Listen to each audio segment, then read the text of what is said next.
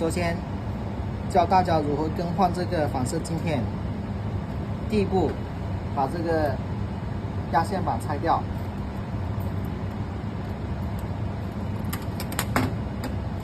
第二步，把这个电机盖把它松了。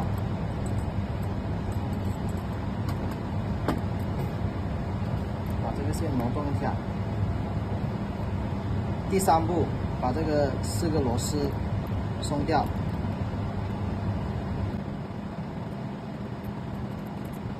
松掉的话，先把螺丝拿出来先。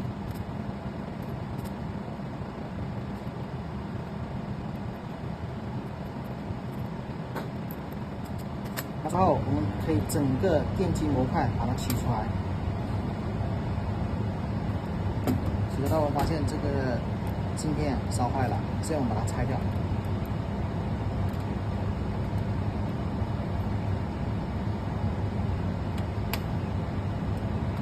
现在我们拿新的这个反射镜片更换上去。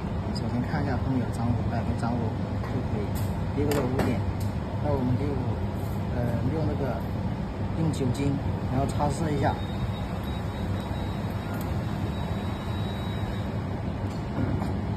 装进去之前，我们这个电机这个端面要对准这个反射镜片这个底部这里。这里顶到了底部了。有个要求是，我们以这个机米的中心对准这个镜片的中心，我们会这样比划，对准它中心，我们就对准中心，也可以对准这个螺丝这里中心，我们把它固定。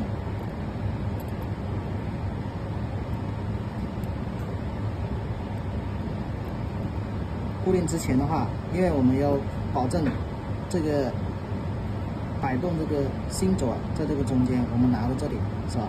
然后这里我们对准这个中心，现在就对准中心，对准这边中心，我们固定它。我们这里还有这里的轴要贴平这个端面。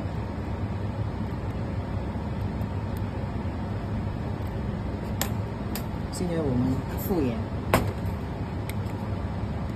复原之前，因为我们装过程中可能镜面上面有脏污，我们要先看一下会不会有脏污点，没有。OK， 我们这样套进去。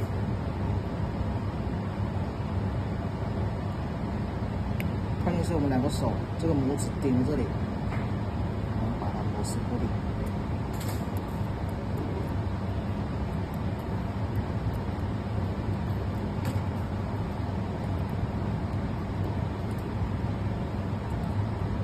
固定的话，我们是对角，对角先锁紧。